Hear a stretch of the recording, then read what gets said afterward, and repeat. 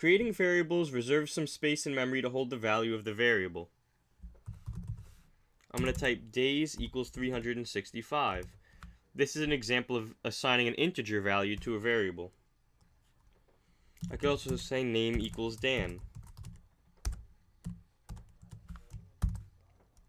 This is an example of string assignment. 1/2 equals 0.5. This is an example of assigning a floating point variable. bool1 equals true.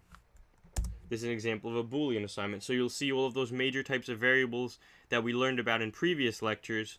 This is an example of assigning all of them in Python.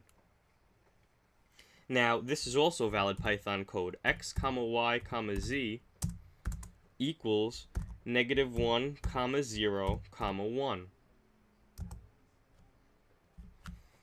Now, here's what I want to do. I want to say print x, and now I'm going to go to run this code. So when I run this code, it's going to execute in the shell over here. So I'm going to say run module. It's going to prompt us that the source must be saved. I'm going to say OK. And then I'm just going to name the file, and I'm going to call this Python variables. Now you'll notice that this shell opened up. So it opened up a new shell for us. So I'm going to go ahead and close the shell that was just here. And I'm going to drag this to the left here. And you'll see that -1 was printed because x here is associated with this -1 value, the first left-hand value of that assignment. Now, strings in particular can be single, double, or triple quoted, as shown in the following example. I'm going to assign 3 strings. The first is going to be string 1, and that's going to have single quotes. The next is going to be string 2. That'll have double quotes. And I'll do string 3, and that'll have triple quotes. Now I'm just going to hit the single quote 3 times, and then 3 times again to close it. Now here's some more examples of floating point assignment. num1 equals 0.0. So you'll notice that in these examples, remember the floating point could have a 0 on the left hand or right hand side of the decimal, or neither. So as you'll see in a moment, for example, we could say num2 equals 1.1. Just as long as it has that decimal value there and a value on the left hand and right hand side. We could also say num3 equals 10.5. Now, there's another concept known as multi-assignment. So Python allows you to assign the same value to multiple variables. So you'll notice up here we were assigning different values to different variables. Well, we could also assign the same value to multiple variables. So if I say A equals B equals C equals 2, all of these variables are going to be assigned a value of 2 with just this one line of code. And we could double check this. We could remove this print statement here so that we don't see that executed the next time we run our shell. And now what I want to say is I want to say print A, print B, and print C. Once we've done that, I'm going to hit Control S to save my program. I'm using Windows. If you're on a Mac, it would most likely be Command S. Now I'm going to go to run module. And you'll notice that all 3 values were printed out as 2. That's because we assigned 2 here to all 3 of those variables. Now, as seen in the example above, in this XYZ example, just to reiterate, we're allowed to assign different values to different variables. So we could say ABC equals 1, 2, 3. And even though we've assigned ABC a value here, when what Python's going to do is it's actually going to overwrite the value of 2 with these new values. And we could double check this by removing these print statements from here. We'll right click and we'll cut them. And then I'll paste these below here. I'll hit Control S to save my program. So note that every time before you run your module, when you go to run module, you're going to be prompted to save your program if you haven't already. I've been hitting Control S before I've been hitting them. That's why the prompts aren't coming up. So here's a value of 1, 2, and 3 printed to the console for A, B, and C. Now, here are some other cool things that we could do in programming. Strings in Python are sequences of characters within quotation marks. Now, we're able to concatenate strings. Concatenation is the process of joining two or more strings together. In Python, we're able to do this using the plus sign. For example, I'm going to remove all of this code so I could clear some space here. And I'm going to say string 1 equals hello.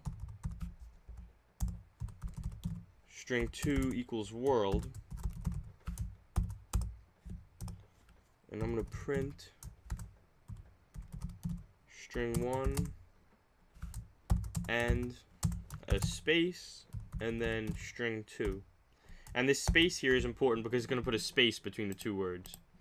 So next, I'm going to hit Control S. I'm going to run the module. And you'll see here that hello world was printed to the console. Now, we can also perform mathematical operations on variables like ints and floats. For example, if we have num1 equals 2 and num2 equals 3, and now we say print num1 plus num2, we'll save this or remove this print statement.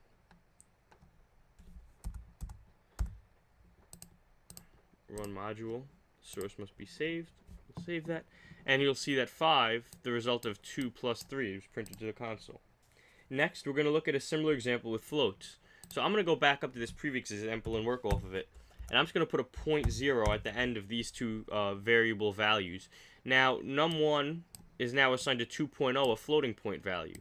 Num2 is assigned to 3.0, floating point value. And this expression inside the print statements will say the same. So I'm going to save this by hitting Control S, and I'm going to run the program. And you'll notice that now a result is a floating point variable. So when you're adding two integers together, your result is an integer. When you're adding two floating point or floats together, your result is another floating point number. Next, we could also subtract, multiply, and divide. All of those operations are fair game in programming. So I'll show those examples next. So next, we're going to print num1 minus num2. We could also print num1 times num2.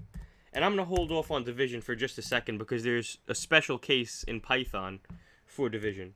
So I'm going to save that. And first I'm going to run this.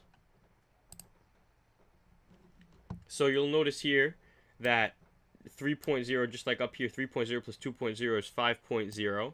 Num1, which is 2.0 minus 3.0, is negative 1.0. And then this multiplication here results in a value of 6.0. Next, we're going to go over division. This is where things can actually get a little bit more complicated. So we could divide the numbers using 1 /. So let's look at that first. So I'm going to get rid of 2 of these print statements, and I'm going to change this to 1 / for division.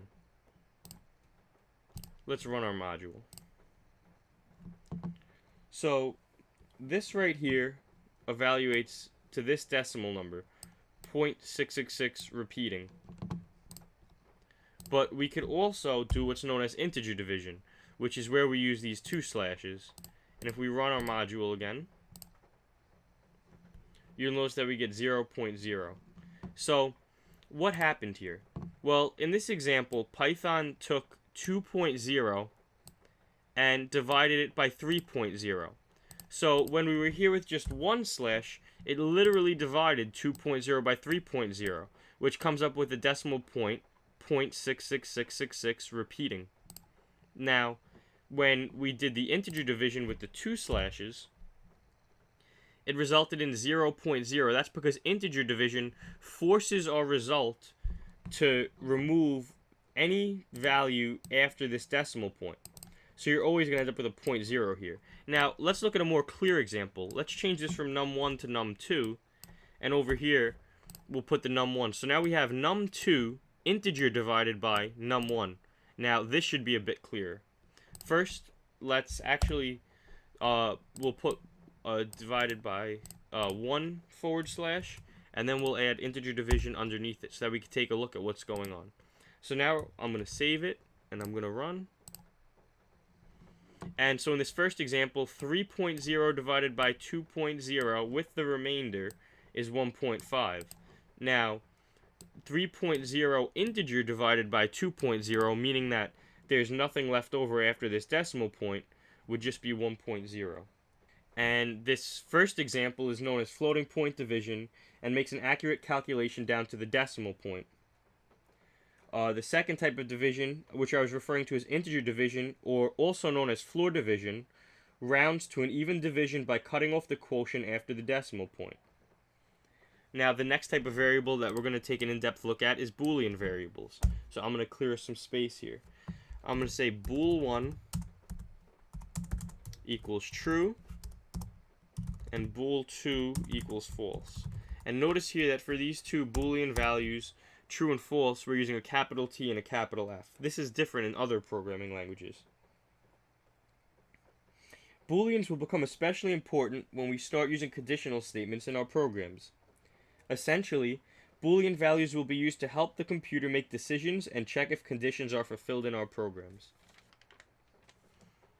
So, some things that we could do, we could use AND and OR operations.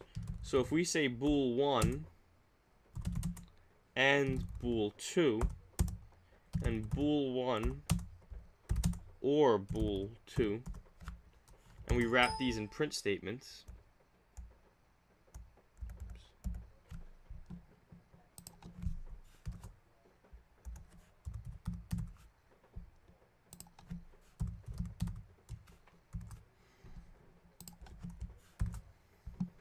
so the first result is going to be bool1 and bool2. The second result is going to be bool1 or bool2. So you'll notice here that the first expression evaluated to false. So if we think about this from a mathematical logic point of view, bool1 is true, bool2 is false. True and false results in false. Now, true or false in the second expression results in true. When you have an OR, if either Boolean is true, the result is true. When you have an AND, if either result is false, the result is also false. In this lecture, we looked at some of the main types of variables in Python as well as some common operations that we could perform on them.